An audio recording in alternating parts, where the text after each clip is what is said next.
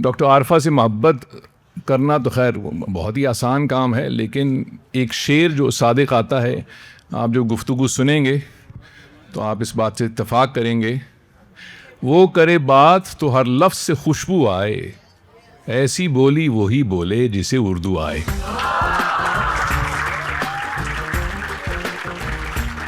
और मुमकिन है आप में से कुछ साथी जावेद अख्तर को ना जानते हो, ये मुमकिन है, तो तारुफ मेरा फ़र्ज़ है। एक फ्रांसीसी एक राइटर मुसन्निफ था बहुत मशहूर, विक्टर ह्यूगो। तो वो ऐसी किसी महफिल में गया तो मुझ जैसा एक मोतबर जाहिल वहाँ बैठा था, उसने मुझसे पूछा कि आपका तारुफ मैं कैसे कराऊं। तो विक्टर ह्यूगो ने कहा, आप सिर्फ मेरा नाम ले लीजिए, जो लोग मुझे जानते हैं वो तो जानते हैं, जो नहीं जानते वो जानने के मुस्तहिक ही नहीं हैं। मुझे लगता है विक्टर ह्यूगो भी स्क्रिप्ट्स जावेद साहब से लिखवाया करता था।